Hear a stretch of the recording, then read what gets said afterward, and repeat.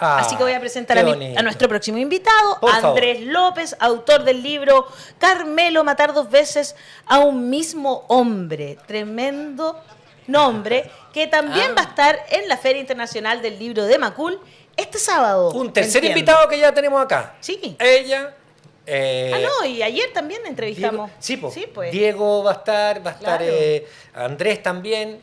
Somos, ya que le hemos hecho promoción a la Feria del Es que Libro de Macul. somos media partner, un medio oficial de la feria. A Carmelo Soria lo asesinaron 2 veces. La primera muerte ocurrió en el mes de julio de 1976.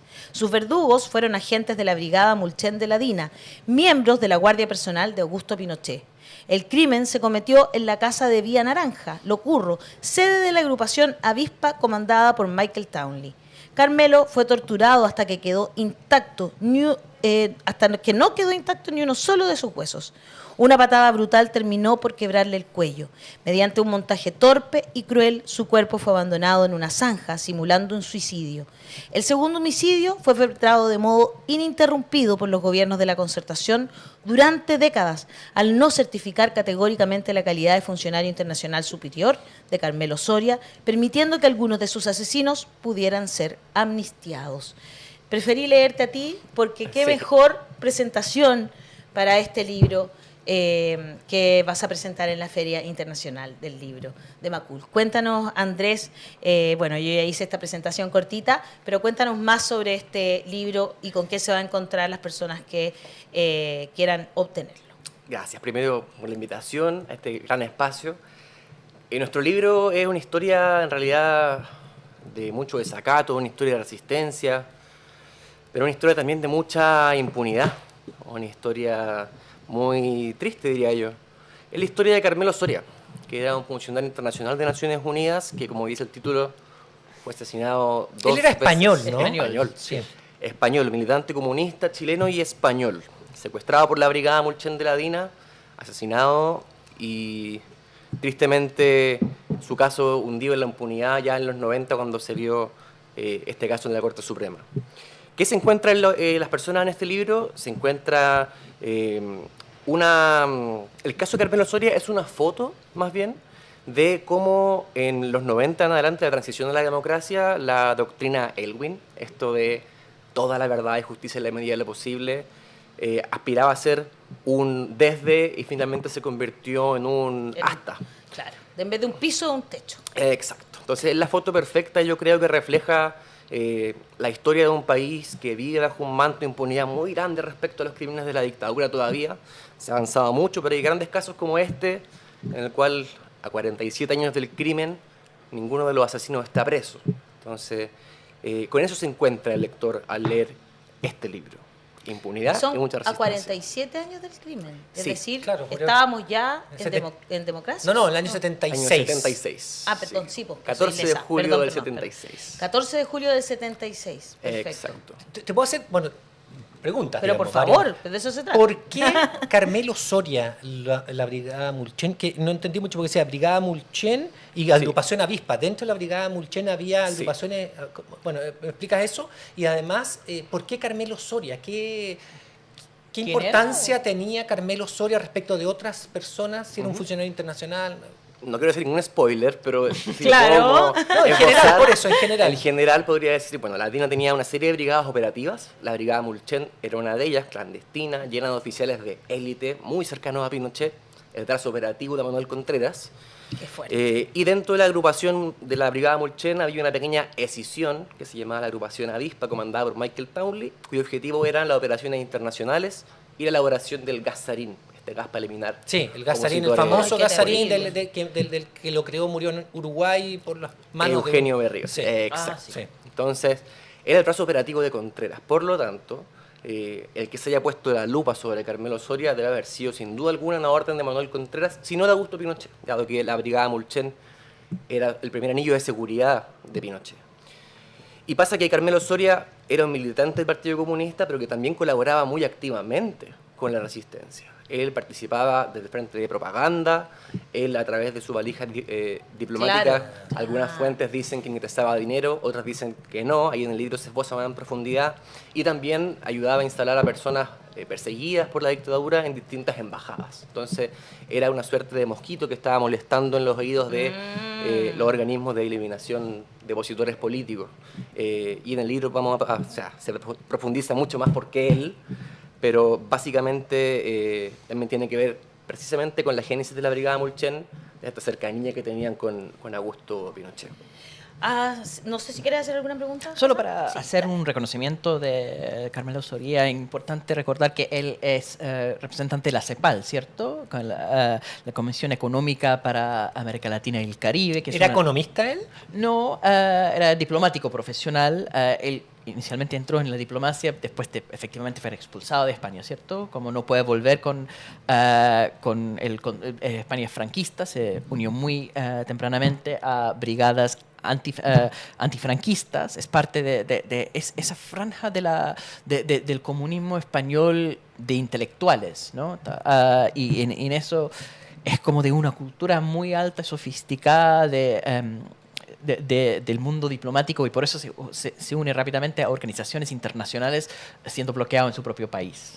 Entonces, y yo creo que para la CEPAL él tiene una importancia fundamental en esto, que habían muchos economistas y muchas personas internacionales buscados por la dictadura chilena, que no respetaba la protección diplomática que tenía. Claro. Andrés Gunder Frank, que sí fue economista, que estuvo acá, de nacionalidad estadounidense y alemán, tuvo que ir corriendo de acá, casi le mataron. Entonces había muchos, y sí, Claro, tener también los como perseguían. participación Sí. en la ONU no protegía a la gente en ese Sí. momento. O sea, la gran traba para que el caso Carmelo Soria pudiera encontrar justicia era que se reconociera su calidad de funcionario internacional. ¿Ya? Eso era la gran tarea de los ¿Y 90. por qué no quería el gobierno chileno?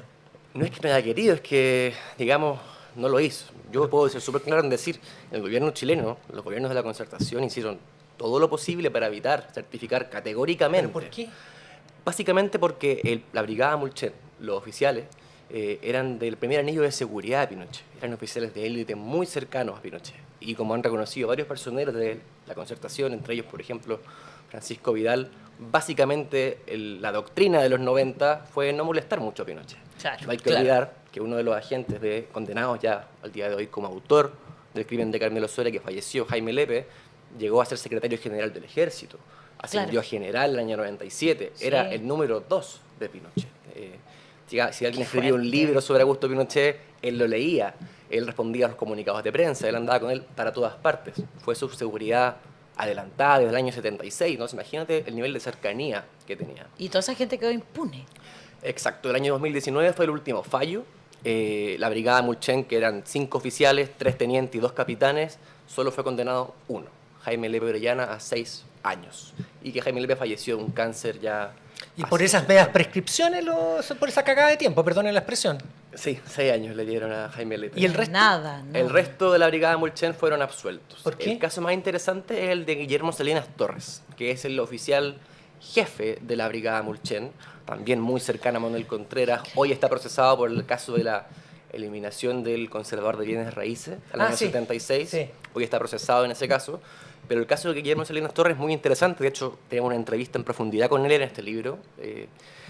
Guillermo Salinas Torres fue procesado en el año 96 por el crimen de Carmelo Soria y fue amnistiado, lógicamente, en este autoindulto que se hace la dictadura. Qué rabia. Y lo curioso es que el año 2019, cuando se reabre el caso y se genera este nuevo fallo, el ministro Lamberto Cisternas aplica la cosa juzgada. No Eso te quiere lo decir... puedo Pero acaba de salir un fallo ahora que dice que no se aplica la cosa jugada. Entonces, se podría Bueno, ahora... así avanza, bola, menos Yo creo mal. que ahora se podría presentar un recurso de revisión. Sí, ya se presentó una casación, de hecho la presentaron los mismos agentes, diciendo que ellos son inocentes. ¡No! Entonces... Ah, pero qué bueno que lo presentaron, porque Sí, así le salió el tiro por la culata, de hecho, Sí. porque la Fiscalía Judicial de la Corte Suprema, de la Segunda Sala Penal, digo, presentó un informe en el que decía que para ellos las condenas eran muy bajas y que ella aseguraba, la abogada Lía Cabello, aseguraba que los agentes de la Brigada Mulchen deberían estar presos de por vida. de por supuesto. Se presentaron los alegatos y el fallo final, punto docs, ¿Ya? va a ¿Ya? estar disponible dentro de los próximos meses, si no semanas, y vamos a saber si finalmente Carmelo Soria tendrá o no Justicia. Wow, más vigente que nunca el libro. ¿Demanda civil no hubo Eh, de la familia? No, solamente penal. Se querellaron por quienes resultan responsables en el comienzo, en los 70, y finalmente ya a través de lo presentado en el informe RETIC, ¿cierto? Claro. Fue que abrieron este caso ya de manera criminal. Andrés, ¿tú vas a estar en la feria presentando este libro?